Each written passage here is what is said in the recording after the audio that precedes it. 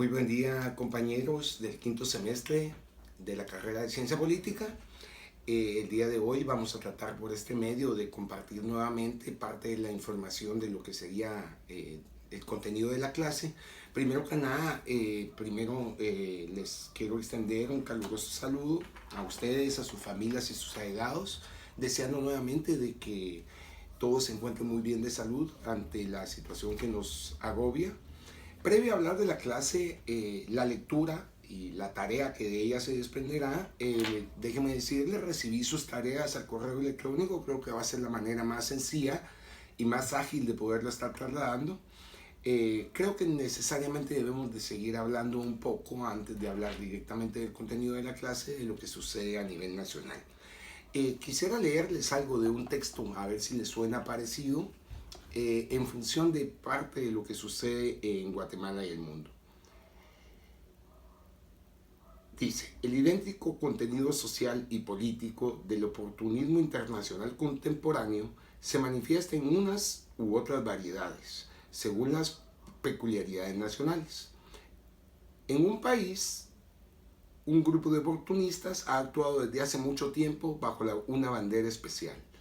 En algunos otros, los oportunistas han desdeñado la teoría, siguiendo en la práctica la política de los radicales socialistas. En un tercer país, algunos miembros del Partido Revolucionario se han evadido al campo del oportunismo y tratan de alcanzar sus objetivos. No por todo medio de una lucha abierta en favor de los principios y de la nueva táctica, sino valiéndose de la corrupción gradual, imperceptible, y si se puede usar esta expresión, no punible por parte ni de su partido ni de su población. En algún otro país, esos mismos tránsfugas emplean idénticos procedimientos en las tinieblas de la esclavitud política, con una relación completamente original entre la actividad legal e ilegal. Seguramente lo identifican porque es parte de nuestra lectura. Entonces, quería abrir la clase del día de hoy precisamente con esa reflexión, porque creo que lo que hemos estado dándonos cuenta en estos últimos días es precisamente ese oportunismo que ha cubierto o ha copado las diversas instituciones del Estado en Guatemala. Y creo que para ejemplificar lo dicho debemos hablar un poco de la situación nacional. En primer lugar, nos damos cuenta que la posición del gobierno de Guatemala, la posición del presidente de Guatemala, específicamente del organismo ejecutivo y el organismo legislativo, es una posición completamente entreguista, en favor precisamente no solo de intereses nacionales, de élites, sino de intereses internacionales que nos siguen poniendo de rodillas y para los cuales seguimos siendo el patio trasero. Esta Latinoamérica que trata de salir adelante sigue siendo ese patio trasero que además tiene un perro y que además defeca y que además no limpiamos y no nos importa. Nos damos cuenta que en el transcurso de la semana han seguido llegando vuelos de indocumentados inclusive ya diagnosticados con el coronavirus o el COVID-19. Y entonces, la verdad, el mensaje más claro no puede ser: estamos de rodillas, tenemos que aceptar la enfermedad, la pandemia va a ser algo de nuestros días, de los días siguientes y de muchos días venideros. Y insisto, en función de lo que hablábamos la semana pasada, en países como el nuestro los efectos van a ser peores precisamente porque el Sistema Nacional de Salud, así como el Ministerio de Comunicaciones, así como el Ministerio de Agricultura, Ganadería y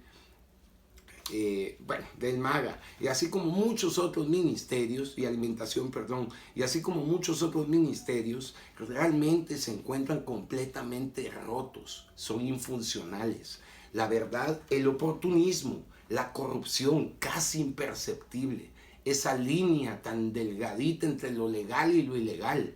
En Guatemala hay un dicho muy coloquial, y dicen por ahí: echa la ley, echa la trampa. Entonces, partamos primero de esa posición gubernamental entreguista que específicamente favorece a esos sectores a los cuales se les debe, en función de deudas de campaña, se les debe en función de la articulación o desarticulación de ciertos tipos de movimientos sociales, de ciertos tipos de partidos políticos. Y entonces esto nos lleva a que efectivamente nos hemos dado cuenta que del organismo ejecutivo y del organismo legislativo se ha tratado de abordar la situación de la pandemia en favor de un solo sector.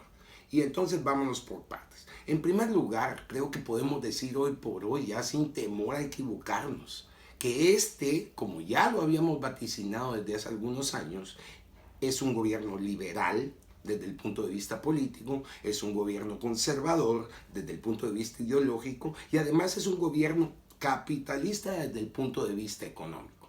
Capitalista precisamente por lo que platicábamos en la clase anterior. Se favorece la formación de la riqueza y la formación del capital, pero no para todos, solo para algunos sectores.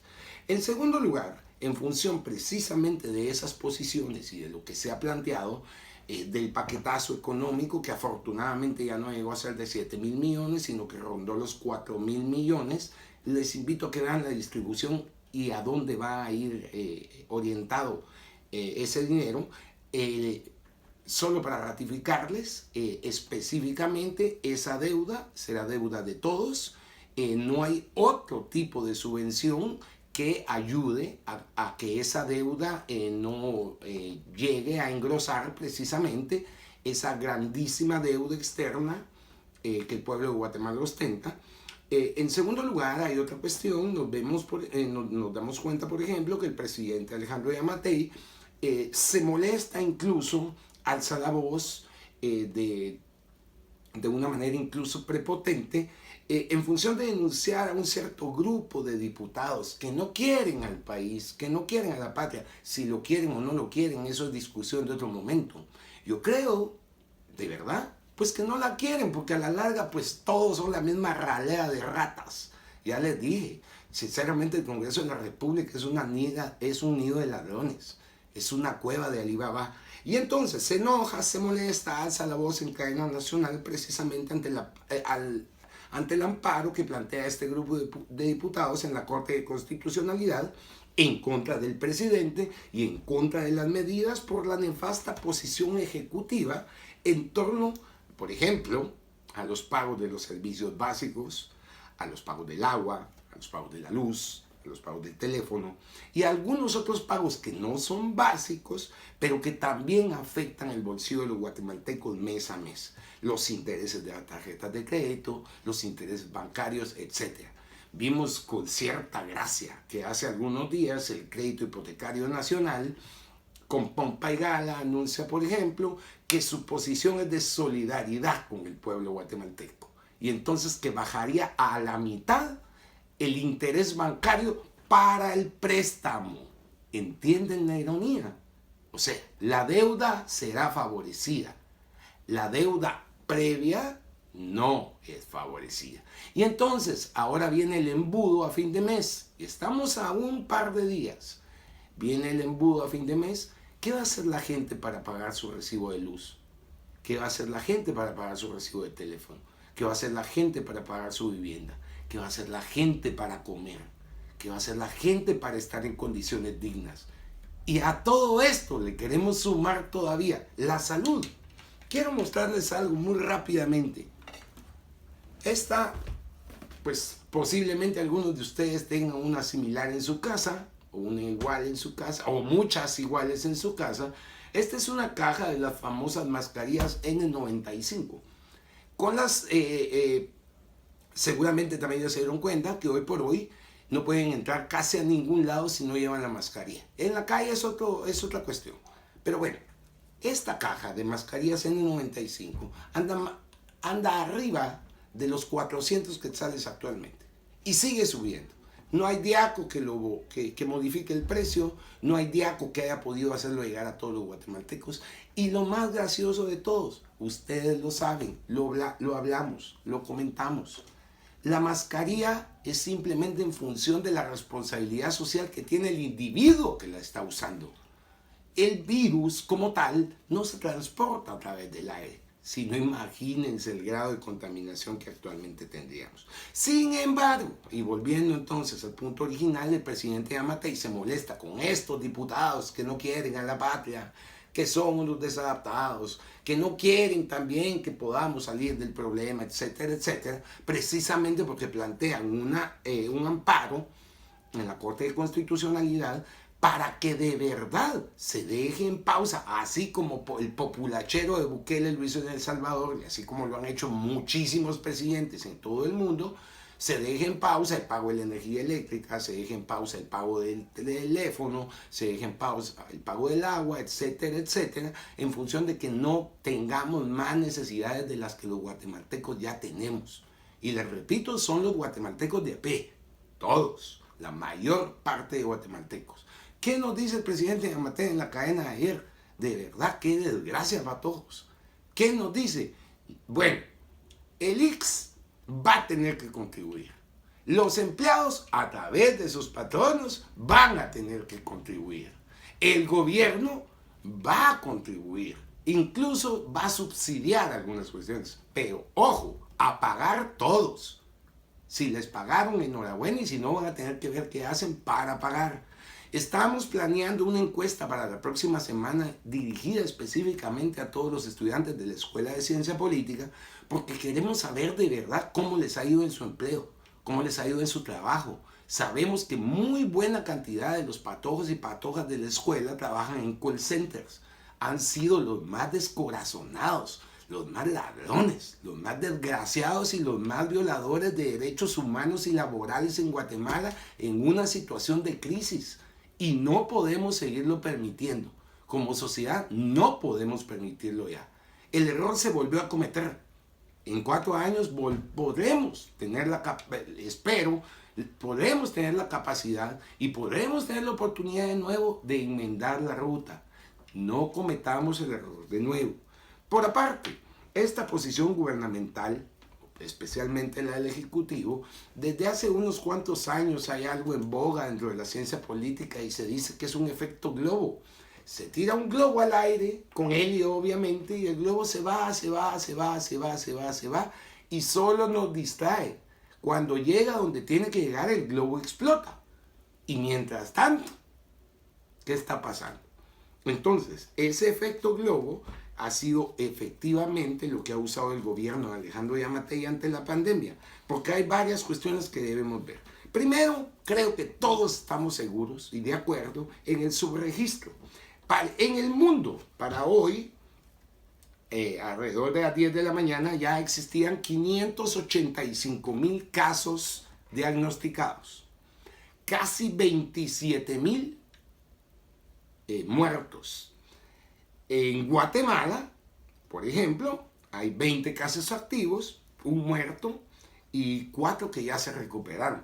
Miren, sinceramente, si creemos esos datos en función de nuestro país, si sabemos cómo funciona el sector salud, si sabemos que realmente el sistema de salud se encuentra quebrado, a la mitad, roto, desabastecido, si sabemos que existe una falta grave en función de las pruebas, si sabemos que se deben de tamizar las pruebas y no solo hacerle pruebas a los que presentan síntomas graves, sabemos que aquí la cosa es muchísimo más grave. Existen proyecciones interesantes, por cierto, en función de que muchos lo han dicho en son de broma. La universidad ha tenido varios pronunciamientos en función de la pandemia como tal. Por ejemplo, la Facultad de Ciencias Químicas y Farmacia ofrece poder ellos llevar a cabo y producir buena cantidad de pruebas para hacer ese tamiz que les digo. Y hacer las pruebas de manera muestral, estadística, no marginal, no cuando la gravedad llega a ese sentido. Y entonces, les decía, algunos se burlan del posicionamiento de la universidad, pero existe un estudio del Instituto de Investigaciones de la Escuela de Ciencias Físicas y Matemáticas de la Universidad de San Carlos. En el estudio, que acaba de ser publicado hace 3 días, se calcula que para el día de mañana, en proyección de los casos que se nos han dicho oficialmente existen, para el día de mañana deberían de haber ya 81 casos diagnosticados. Para el 12 de abril, patojos, para cuando termina la Semana Santa, 8.654 casos diagnosticados. Y ellos mismos, en función matemática y en función de la predicción que llevan a cabo, calculan que el pico de la pandemia está previsto para el 4 de mayo.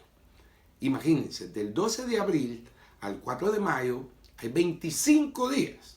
Si para el 12 de abril vamos a llevar 8.654 casos, para el 4 de mayo ustedes podrán calcular que la cifra por lo menos triplica ese número. Bueno, en la Universidad de San Carlos, además de que existan diversos posicionamientos, además de que ya se haya hecho el ofrecimiento de que tanto estudiantes de medicina, estudiantes de ciencias químicas y de otras unidades académicas podrían colaborar en función de hacer ese tamizo, ese tamizado para las pruebas y tener un registro un poco más realista, en la Universidad de San Carlos las cosas funcionan dentro de las capacidades que tenemos. Nos damos cuenta que las plataformas han seguido fallando, nos damos cuenta, por ejemplo, de que muchos profesores han tenido que recurrir a otro tipo de tecnología pues para llevar a cabo con ustedes las clases. Veo profesores que lo han hecho, creo que se llama con Zoom, otros que lo han hecho con Classroom, otros que lo han hecho como en mi caso, por medio de YouTube, etcétera. Les han hecho llegar documentos, les han hecho llegar tareas y pues bueno, creo que la cosa ha ido caminando poco a poco directamente en función de lo que en la escuela lo académico puede llevar aparejado. Tengo que decirles que el rumor real en función del estado de emergencia es que es posible que incluso se postergue el cierre de la universidad todavía algunos días más. Imagino que ninguno de ustedes ha ido. Yo tuve la suerte, la desgracia o como ustedes quieran, de tener que ir hace 2 días a la Universidad de San Carlos de Guatemala. Algún compañero de ustedes, precisamente en el grupo que hicimos de WhatsApp, todavía bromeaba, ¿verdad?, de que por qué había ido, que ahí hay coronavirus. Y le decía que no, y que esperaba que no, porque si no los podía contagiar por medio del video. Él me contestaba también en son de broma, pues que entonces iban a usar mascarillas virtuales.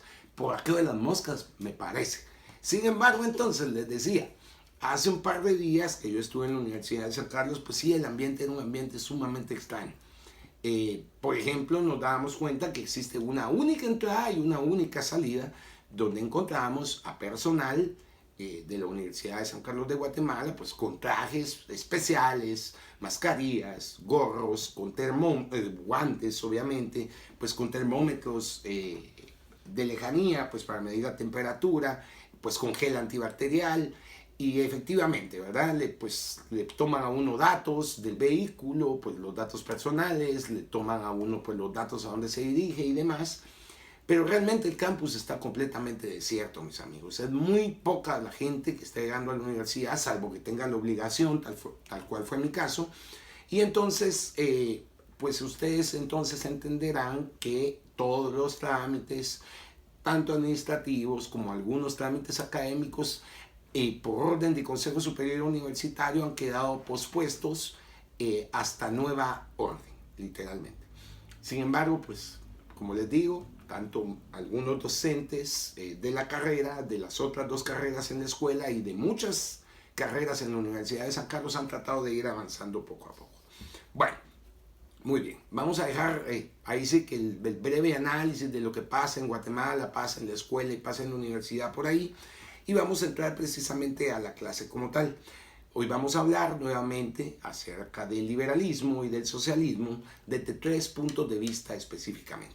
Vamos a hablar desde el punto de vista de cómo el liberalismo o el socialismo considera y afecta al individuo, cómo el liberalismo y el socialismo considera y afecta o no la propiedad privada, y cómo el liberalismo y el socialismo afectan o no el progreso social.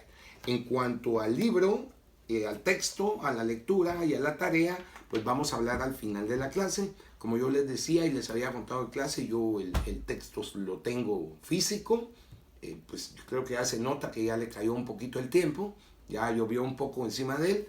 Entonces, simplemente les quería adelantar antes de pasar a lo próximo, que el quehacer de Lenin como tal es eso, es un llamado, se apela a la conciencia en función del levantamiento social, en función de que dejemos ya de simplemente pasar por la vida y que dejemos una marca por esta vida.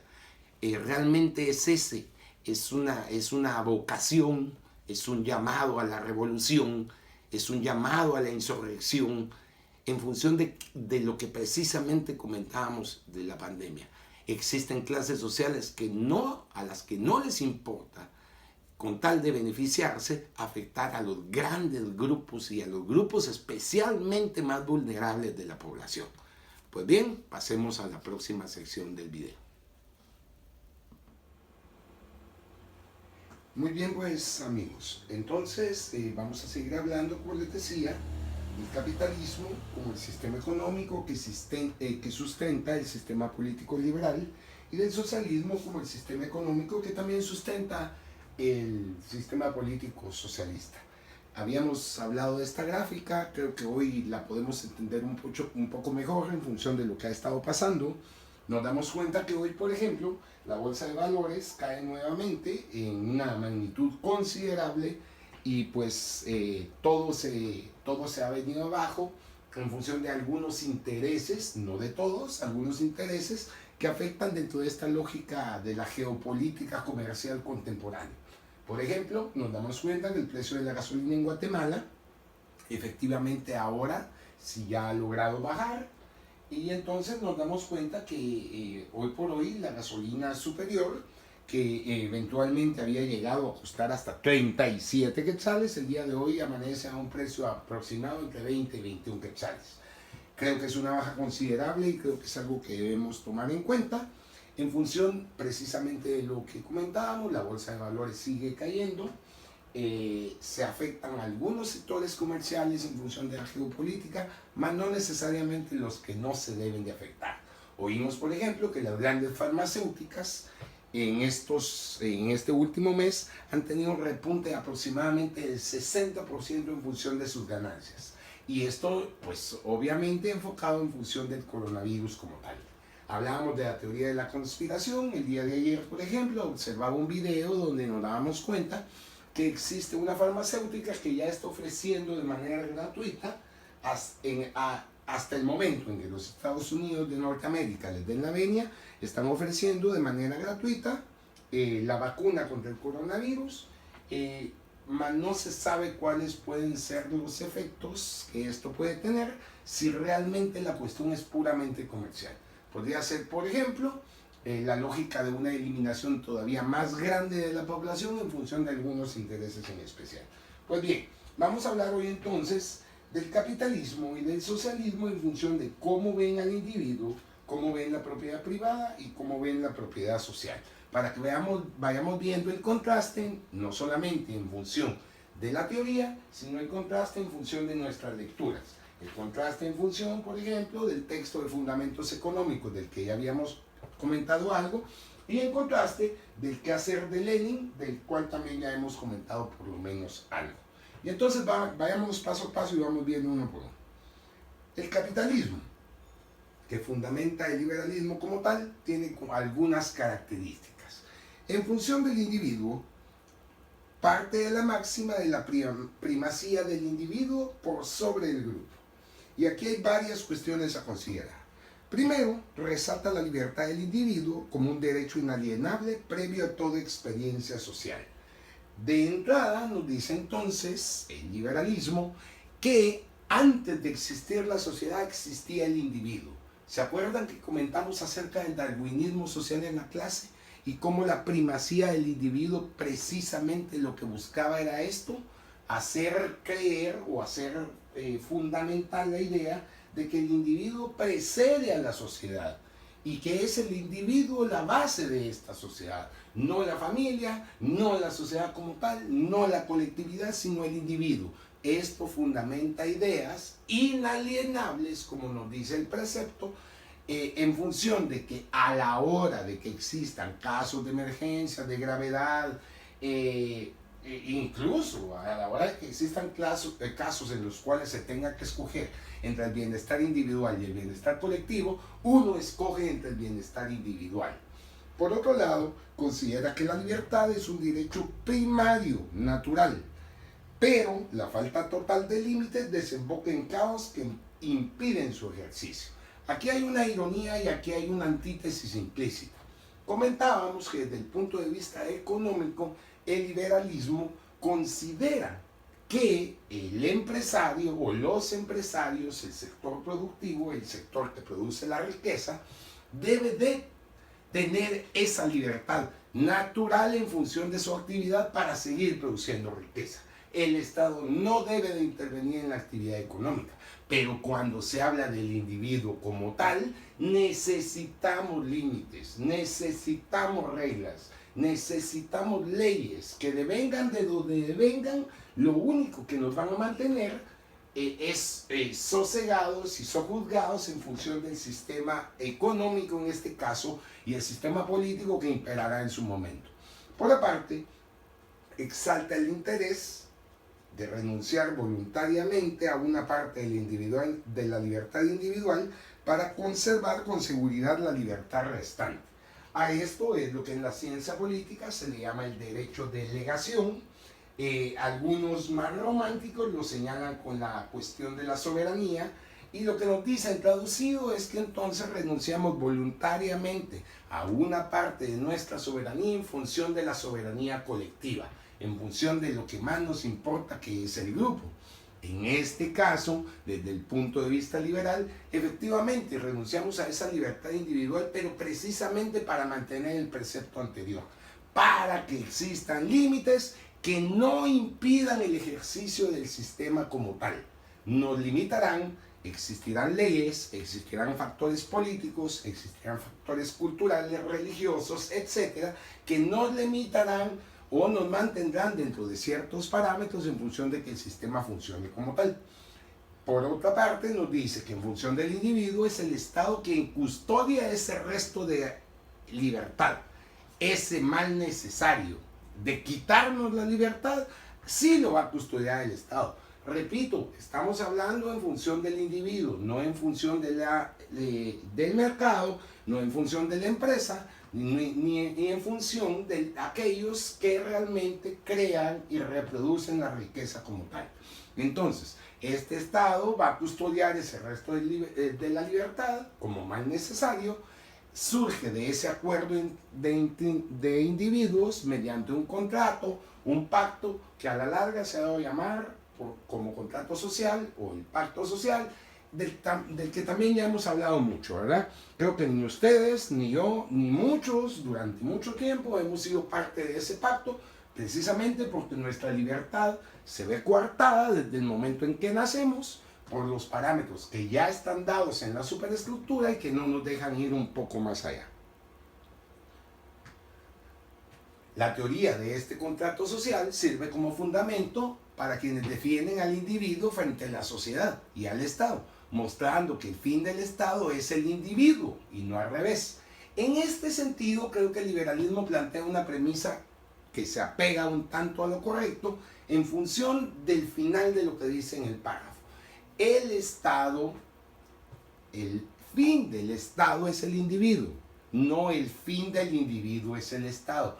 Debemos de entender que para el liberalismo, como lo estamos viendo, el Estado es un Estado gendarme, un Estado policía, que lo único que puede hacer no es intervenir en la actividad económica, sino limitar esas libertades individuales que van a atentar en contra del sistema. En cuanto a la propiedad privada, el liberalismo acepta la propiedad privada de los medios de producción como una condición necesaria para el normal desarrollo de la vida económica de la sociedad. Entre comillas, quien no sea dueño de esta propiedad privada de los medios de producción tendrá que sujetarse a esas condiciones necesarias, porque lo normal en el sistema es que exista esa limitación también en función de la propiedad privada. Establece la propiedad como una condición necesaria para la vigencia efectiva de la libertad individual. Si no existe propiedad privada, no va a existir libertad individual. Qué belleza, ¿verdad? Nos vuelven a poner otra vez cortapisas que únicamente sustentan al sistema.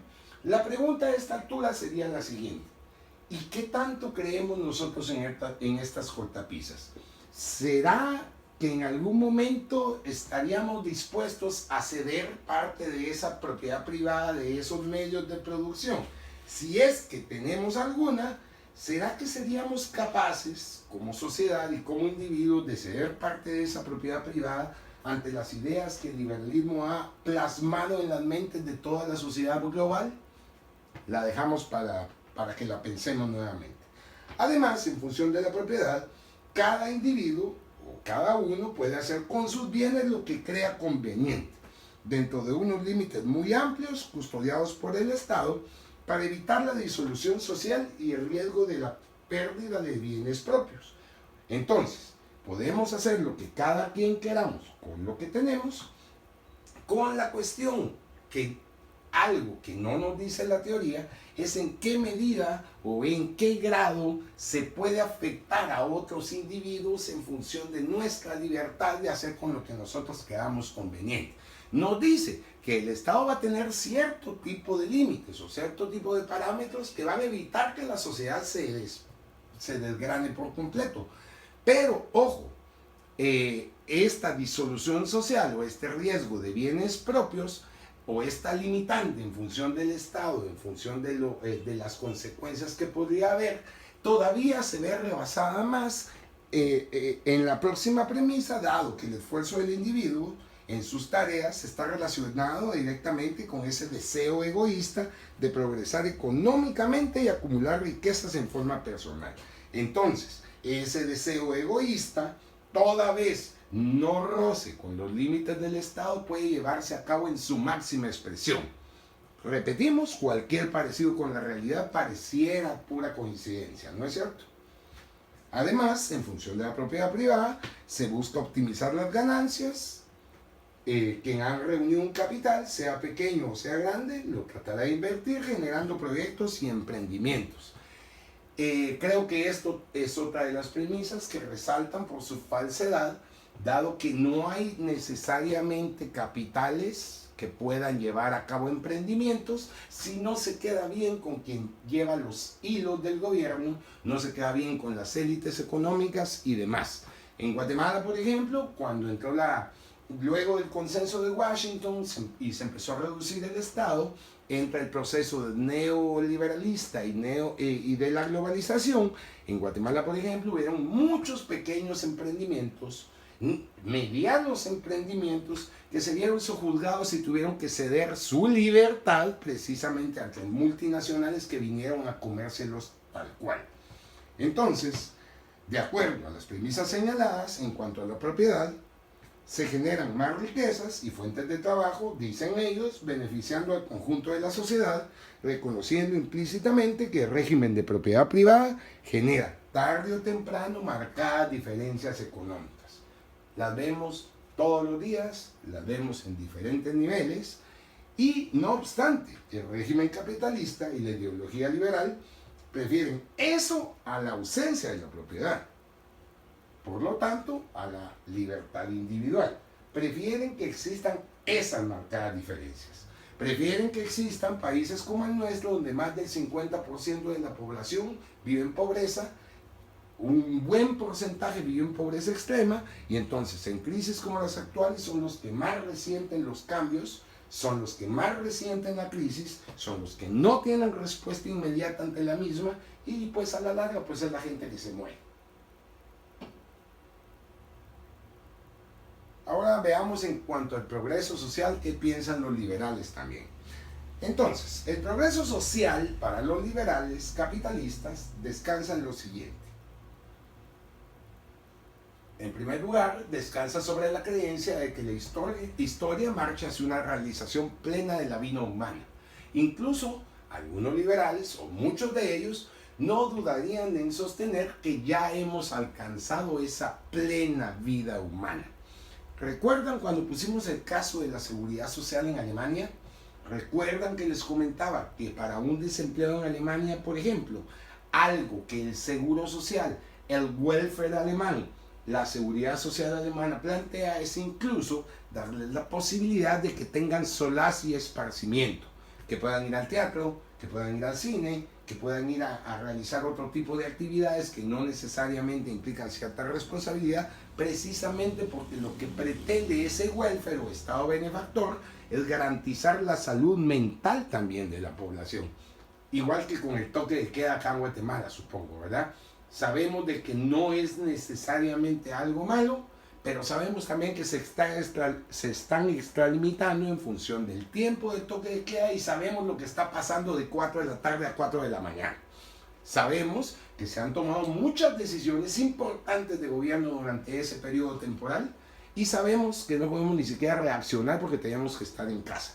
Ya van mucho más de 1.500 personas arrestadas en función de la violación del toque de queda, mas no precisamente por estar manifestando en función de la consecución de sus derechos.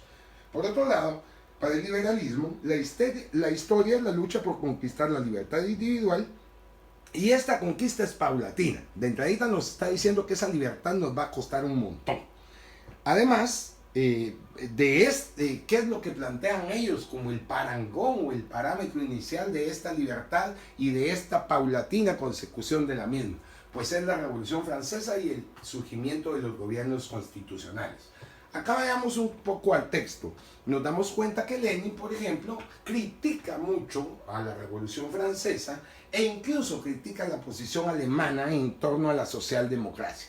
Critica la Revolución Francesa, por ejemplo, porque, como él nos dice, es una mezcla entre el absolutismo del pasado, el absolutismo feudal, y una nueva posición o una nueva cara, con las mismas reglas de lo que ellos hacían. O sea, la clase social dominante seguirá siendo la clase social dominante y posesora de los medios y serán los que determinarán lo que venga después. Por aparte, con los alemanes, pues él nos dice que ahí se da un poco de mayor libertad. Sin embargo, hacen una crítica un tanto seria también en función de la posición alemana, precisamente porque los alemanes de alguna manera hacen una especie de gallo-gallina o hacen un sincretismo entre el absolutismo, el Estado feudal, la socialdemocracia, la industrialización y el capitalismo que viene, y el resultado pues es el sistema alemán en el momento en que escribe Lenin el qué hacer. Con el sistema republicano, además, nos dice la presentación de gobierno, el individuo, que se vuelve ciudadano, logra el máximo estatus político posible. Participa en un plano de igualdad, entre comillas, con los demás individuos y solo reconoce autoridad a unos representantes elegidos por él mismo que tienen una injerencia limitada solo a aquello que es indispensable controlar para evitar el caos y garantizar la libertad. Por partes de nuevo. Repitamos lo que decía Marx: cada quien hace su propia historia, mas no la hace con sus medios. Entonces, el máximo plano al que podemos aspirar dentro del plano político es a ser ciudadanos. Transpolemos un poco lo que nos dice esa última premisa. Sí, es el máximo estatus posible. Ese plano de igualdad, de participación, ustedes, nosotros, todo el mundo sabemos de que ese plano de igualdad no existe. Los partidos políticos, el sistema político contemporáneo, el sistema global, las relaciones sociales de producción y demás limitan este plano de igualdad en función del desarrollo político de los individuos. Eso sí, el Estado gendarme hace por cualquier medio posible, incluso por medio de los toques de queda, que se reconozca la autoridad de los representantes elegidos, con error o sin error. Esta libertad también se ve limitada precisamente por cuestiones como la educación. Somos tan libres de garantizar que nuestros representantes canalicen nuestras opciones, que nos pasa lo que nos pasa en Guatemala en el Congreso de la República, en el organismo ejecutivo, en el organismo judicial, y a la larga preguntaría, ¿cuántos de acá se pueden sentir representados? Al fin y al cabo, esta herencia, como les decía, nacionalista de la Revolución Francesa, el caso alemán que nos platica Lenin, el caso ruso que también lo menciona, aporta al liberalismo claramente un tinte universalista, nos mete a todos en la misma bolsa, pero existen clases sociales. Entonces, realmente cuando se hace la proclamación de los derechos del hombre o del individuo en la Revolución Francesa, los franceses no solo tratan de evocar a los individuos o a los ciudadanos como tal, sino que digamos que también incluyen a las personas que lo representaban.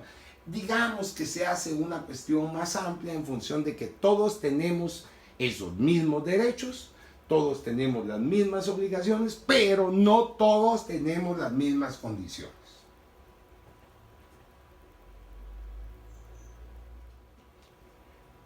Hagamos el análisis ahora en cuanto al socialismo, sus principales características, igualmente viendo cuál es su posición en función del individuo, la propiedad privada y el progreso social. En primer lugar, pues sabemos que es la posición antitética del capitalismo liberal, el liberalismo, y entonces acá es la primacía del grupo sobre el individuo. Creo que la reflexión inicial es más densa de absorber que la otra, ¿no es cierto? Sería más difícil sacrificar nuestra persona en función del grupo que sacrificar el grupo en función de nuestra persona en las condiciones actuales. No obstante, esta afirmación es la que le da pie precisamente a todo lo que plantea en su momento, inicialmente Hegel, luego Marx, Lenin, Engels y bueno, los que llevan a cabo precisamente la puesta en marcha o el inicio de la puesta en marcha de lo que es este sistema como tal. En función del sistema, entonces, vayamos viendo las premisas una por una. El todo es mayor que la suma de las partes, es decir, la sociedad es más que los individuos que la integran. Partimos de una premisa completamente antitética en función del sistema liberal, precisamente porque aquí la suma de las partes, la suma individual, hacen que el colectivo sea lo más importante. La sociedad preexiste a los individuos y continúa existiendo después de la muerte de tal o cual individuo en particular, por lo cual es más importante que ellos. La sociedad, el grupo, la colectividad, todos somos más importantes que cada uno de nosotros. Nuestra labor, claro que es importante dentro del grupo social, pero como parte de ese grupo social, para que funcione ese grupo social, no en función de que nuestra labor sea retribuida o no de cierta manera distinta a la de a la par, porque todos tienen un papel fundamental dentro de la sociedad.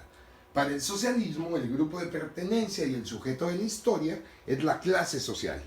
De ahí que se ponga énfasis en describir los modos de producción y las relaciones de producción, mostrando los intereses de clases en lucha, su dinámica y sus símbolos. Cuando hablábamos de la base y la superestructura, lo que sí dijimos, y fue enfáticamente, es que lo único que sí es seguro es que la estratificación social y las clases sociales se mantienen en una constante lucha de clases.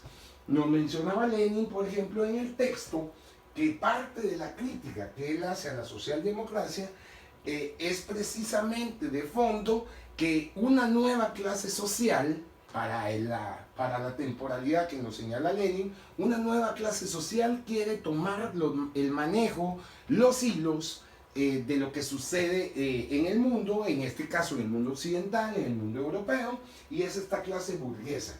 Ahora bien, como él nos decía, existen diferentes matices en función de cómo la clase burguesa quiere tomar ese lugar. Algunos lo quieren tomar de una manera muy disfrazada, tal el caso de Francia, ¿verdad? Que aun y cuando con rezagos absolutistas, quiere plantear esa socialdemocracia en función de los derechos del hombre y del individuo. O otro ejemplo, por ejemplo, nos decía él, una burguesía que realmente no solo es corrupta, sino que además es corrompible en función de que hacen todo en la línea de la legalidad o la ilegalidad, pero no se ve, etc. Para el socialismo también se puede justificar el sacrificio de unos por el bien de todos, Este sacrificio puede ser voluntario, muchas veces es decretado por quienes tienen el poder para decidir qué conviene al Estado o al partido que gobierna. Esta podría ser una de las primeras críticas que hacemos al sistema como tal, porque por ende muchos relacionan precisamente esta premisa con las limitaciones en función de la libertad individual que plantea el socialismo como tal. Limita, por ejemplo, la libertad de expresión en función de que no se atente contra el grupo. Limita, por ejemplo, la libertad de locomoción en función de que tampoco se atente contra el grupo. Limita, por ejemplo, la libertad de asociación en función de que el bien de todos es principal ante todo y ante el bien individual. Entonces, cuando se pone en práctica el sistema en algunas latitudes del planeta, este tipo de premisas son las que hacen que el sistema se exacerbe. Este tipo de premisas es las que ha sido parte de lo que ha causado una buena cantidad de presos políticos en diversas latitudes del mundo, simplemente porque atentan en contra del grupo social o el bien de todos. Ha causado precisamente que además de que se les coarte la libertad de expresión, también se les coarte la libertad de locomoción y se les recluya, etcétera, etcétera. Repito, no es que sea el mejor sistema, no es que esté de acuerdo sine qua non con el sistema. En lo que sí estamos de acuerdo es que, en lo que decíamos en la clase anterior, deberíamos de pensar en el bien de todos antes de pensar en el bien personal. Deberíamos de pensar en el bien del grupo antes de pensar en el bien personal igual. Vemos, por ejemplo, que en la crisis actual existe, por ejemplo, la acaparación, la especulación, la inflación, estúpida en muchos casos, sin embargo se da precisamente porque no tenemos en cuenta ese tipo de parámetros. El todos antes el yo.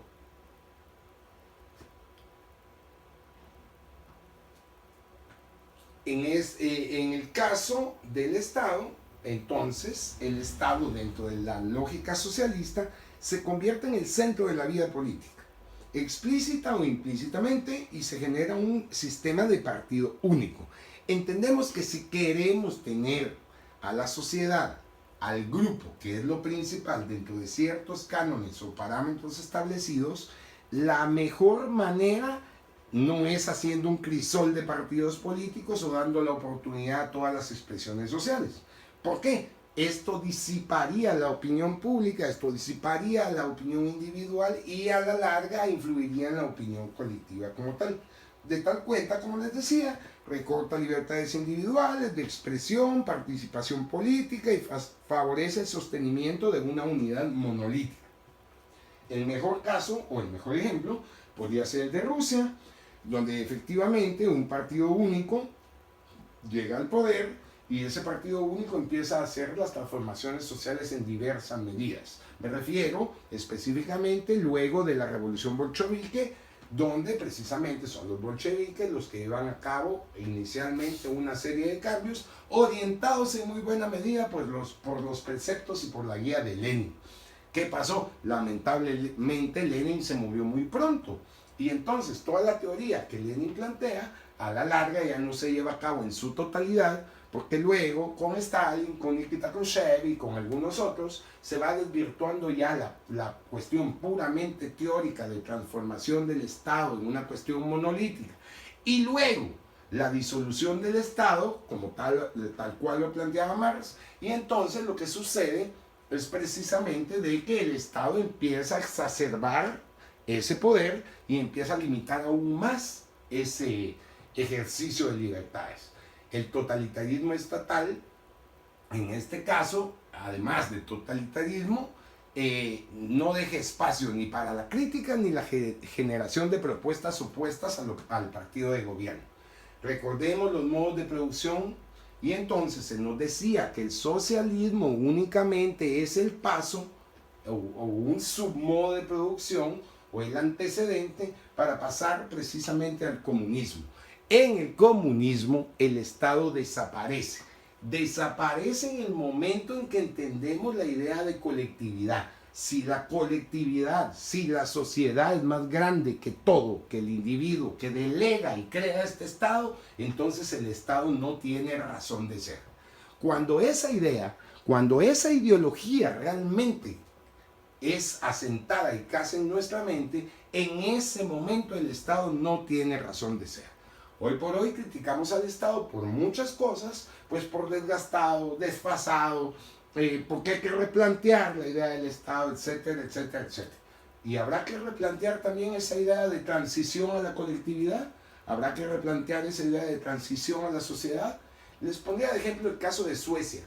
El día de ayer leíamos un artículo donde nos decía que Suecia no ha limitado ni una sola garantía para el problema de la pandemia global que estamos sufriendo. Al contrario, Suecia ha promovido que la gente tenga algún tipo de solar de esparcimiento, que la gente siga socializando, se mantienen abiertos centros comerciales, se mantienen abiertos pubs y tabernas, se mantienen abiertos clubes, etcétera, etcétera.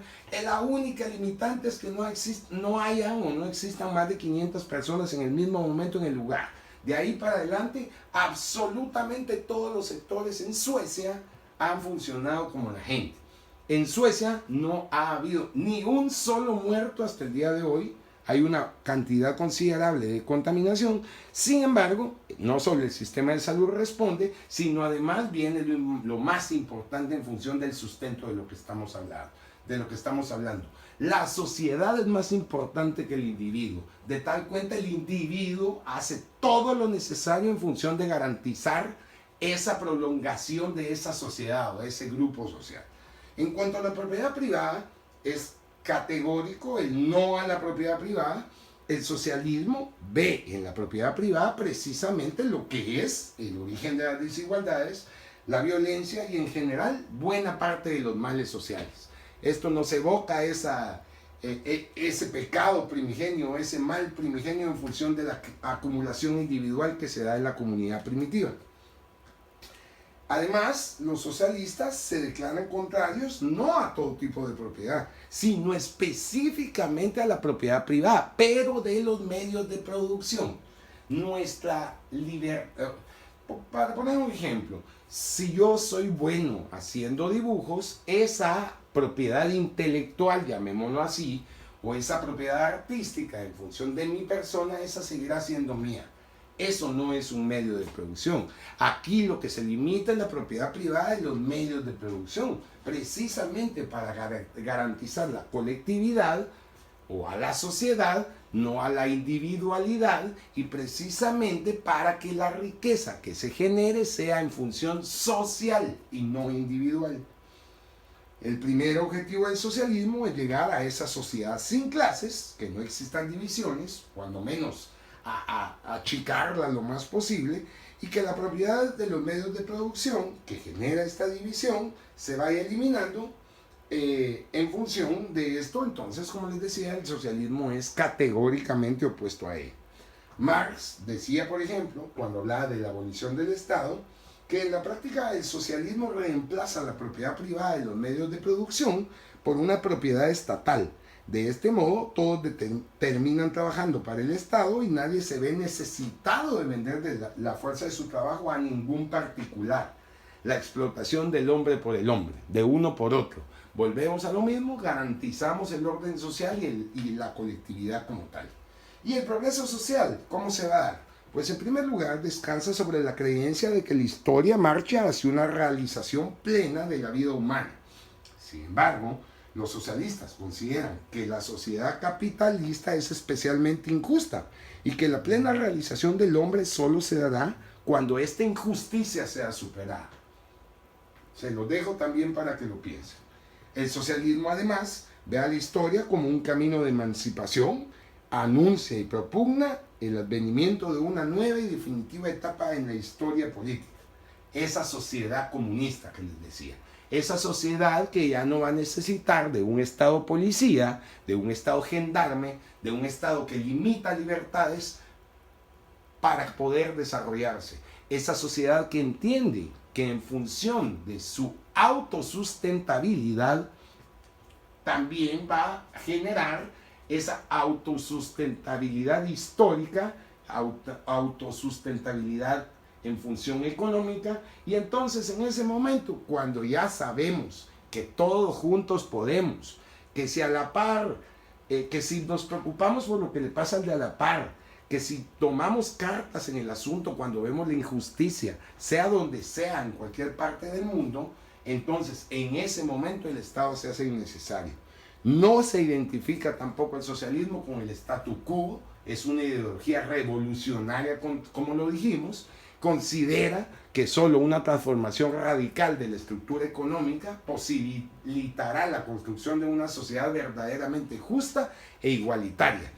Volvemos a ver lo que hablábamos en la clase pasada, pareciera ser que estamos hablando puramente de cuestiones políticas o de psicología política, de psicología social, pero todo descansa también en la cuestión o las reformas económicas como tal. Además, tiene un componente bastante racional, racionalista, que también se traduce en un carácter universalista. En el manifiesto del Partido Comunista se dice: proletarios del mundo unidos, más allá de las circunstancias o diferencias naturales, nacionales, culturales, religiosas, ideológicas, etc.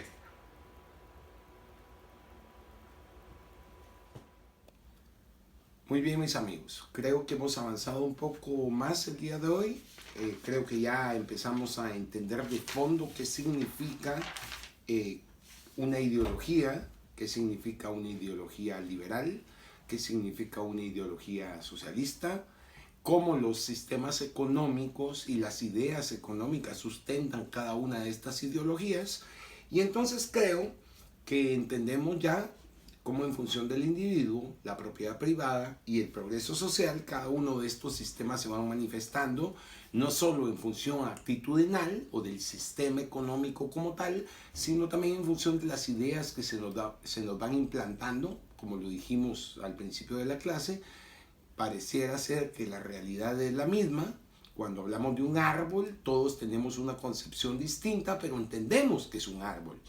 Bueno, acá estamos hablando del Estado, estamos hablando del sistema económico, estamos hablando del individuo, la propiedad privada y el progreso social. Creo que todos entendemos que es una misma idea plasmada o tratada de plasmar de diferente manera.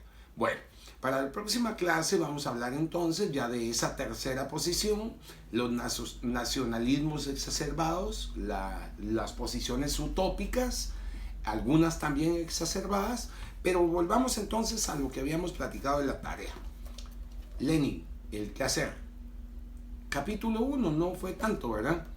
Espero les haya gustado la lectura. Como les decía, es un llamado al levantamiento, es un llamado a la acción, un llamado a la insurrección, pero no les quiero pedir ahora su opinión, la representación del sistema o el programa de acción de Lenin, no. Lo que quisiera es que hiciéramos en una página, 5 puntos, una contextualización histórica del momento en que Lenin plantea lo que estamos leyendo. Debemos de entender que existen situaciones muy concretas que Lenin condena, que Lenin critica, y especialmente es esa socialdemocracia o esa lógica que no tiene, más bien que no es ni blanca negra, sino que es un sincretismo entre varias posiciones, y que lo que pareciera ser de fondo en función de Lenin es esa lógica socialdemócrata de quedar bien con todos los sectores. Una página, 5 puntos, contextualización histórica del momento en que Lenin plantea lo que leímos. Por lo demás, quisiera nuevamente desearles que estén bien de salud, que esté bien su familia, que estén bien sus allegados. Les mandé una foto de la escuela simplemente para que sintiéramos un poquito que sí le extrañamos, ¿verdad? Hablamos un poquito que nos falta mucha identidad con la escuela. Miren, les mandé la foto por una cuestión. La escuela no son los profesores, la escuela no es el edificio, la escuela no son los farolitos del patio, la escuela son los estudiantes. Sin estudiantes la escuela no tendría razón de ser. Pero también la razón de ser de la escuela son los estudiantes. Entonces, por favor, apliquémonos, tratemos de tomar las medidas de seguridad y de sanidad del caso, pero apliquémonos académicamente. Según disposición del Consejo Superior Universitario, la otra semana se seguirá llevando a cabo la actividad académica. El único día que se respetará, porque es algo, no solo es patrimonio intangible de la nación, sino que es algo tradicional y algo que nos llena el corazón a los sancarlistas, pues el único día de feriado para la próxima semana es el viernes. De tal cuenta, la próxima semana les haré llegar nuevamente una clase, les haré llegar nuevamente una lectura. No se van a asustar, pues es de Hitler, pero vamos a seguir avanzando, porque lo que quiero que entendamos es lo siguiente. La ideología es cómo somos, cómo actuamos, qué pensamos, pero no necesariamente es lo que sentimos, no necesariamente es lo que debiéramos expresar, ni necesariamente es lo que debemos creer. Buen día, saludos.